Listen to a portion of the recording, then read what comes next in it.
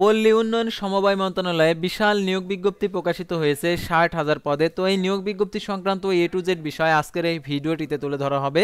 সাধারণত দৈনিক শিক্ষা বার্তায় এই কথাটি উল্লেখ করেছে, দৈনিক শিক্ষা বার্তায়, অর্থাৎ সমবায় মন্ত্রণালয়ের 60,000 পদের নিয়োগ বিজ্ঞপ্তি আসছে। তো কবে থেকে এই নিয়োগ বিজ্ঞপ্তির আবেদন শুরু হবে, আবেদনের ফি কত টাকা, আবেদনটি কিভাবে করতে হবে, এ টু জেড বিষয়ে বিস্তারিত তথ্য দৈনিক শিক্ষা .com-এ প্রকাশিত হয়েছে, সেগুলো আপনাদেরকে আজকের এই ভিডিওটিতে তুলে ধরবো। তাই ভিডিও শুরুর প্রথমে আপনি যদি অল জব নিউজ বাংলাদেশ এই চ্যানেলে প্রথমবার এই ভিডিওটি দেখে থাকেন তাহলে আমাদের এই চ্যানেলটিকে সাবস্ক্রাইব করে রাখবেন, notification bell button all press করে রাখবেন, এই ভিডিওটিতে একটি লাইক করে দেবেন।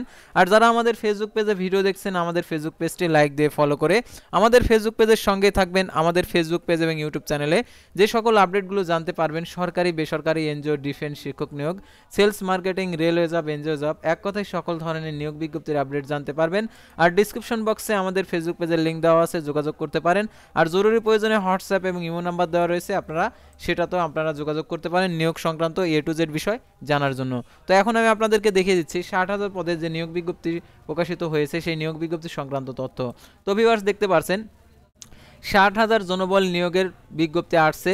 দৈনিক শিক্ষা .com ডেস্ক দেখতে পাচ্ছেন, স্থানীয় সরকার পল্লী উন্নয়ন সমবায় মন্ত্রণালয়ে প্রায় 60,000 শূন্য পদ রয়েছে। শীঘ্রই বিজ্ঞপ্তি প্রকাশিত হবে, পাশাপাশি নিয়োগ প্রক্রিয়া শুরু হবে। তো দেখতে পাচ্ছেন স্থানীয় সরকার পল্লী উন্নয়ন সমবায় মন্ত্রণালয়ে প্রায় 60,000 শূন্য পদ রয়েছে। শীঘ্রই বিজ্ঞপ্তি প্রকাশিত হবে, পাশাপাশি নিয়োগ প্রক্রিয়া শুরু হবে।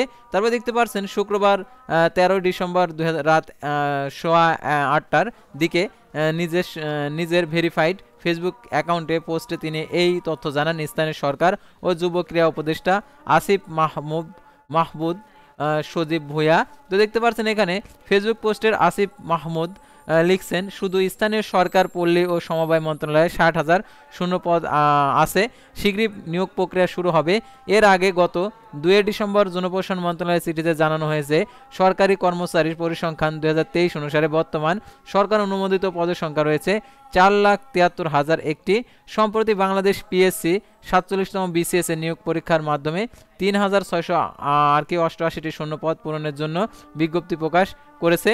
পিএসসি শুধু প্রথম শ্রেণীর নন ক্যাডার এবং সীমিত পর্যায়ে দ্বিতীয় শ্রেণীর কর্মকর্তা নিয়োগ করে থাকে এবং সরকার অনুমোদিত অন্য পদগুলি সংশ্লিষ্ট মন্ত্রণালয়, বিভাগ, অধস্তন দপ্তর এবং সংস্থা, কর্পোরেশন, কোম্পানি থেকে পূরণ করা হয়ে থাকে। চিঠিতে আরও বলা হয়, ছাত্র জনতার গণ অভ্যুত্থানের মাধ্যমে বর্তমান অন্তর্বর্তীকালীন সরকার জনগণের প্রত্যাশা পূরণের, শিক্ষিত তরুণদের বেকারত্ব লাঘবে নিরসনভাবে কাজ করে যাচ্ছে। দেশের বিপুল সংখ্যক শূন্য পদ থাকা সত্ত্বেও তা পূরণ কার্যকর পদক্ষেপ গ্রহণের কোনো উদ্যোগ পরিলক্ষিত হচ্ছে না। দ্রুত শূন্য পদ পূরণের পদক্ষেপ নেওয়ার জন্য অনুরোধ জানানো হয় আর কি চিঠিতে।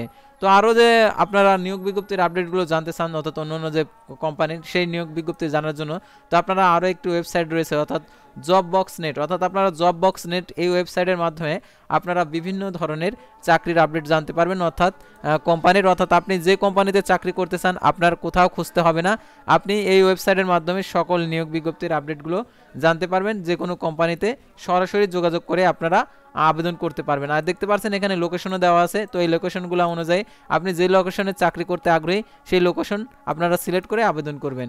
তো আশা করি আপনারা বুঝতে পারছেন এই নিয়োগ বিজ্ঞপ্তি সংক্রান্ত এ টু জেড বিষয়। তো পরবর্তী ভিডিওতে আবারও কোনো নতুন জব সার্কুলার নিয়ে আপনাদের সামনে হাজির হব।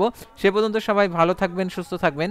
আর অবশ্যই আমাদের ফেসবুক পেজটি লাইক দিয়ে ফলো করে ইউটিউব চ্যানেলটি সাবস্ক্রাইব করে পাশেই থাকবেন। আল্লাহ হাফেজ।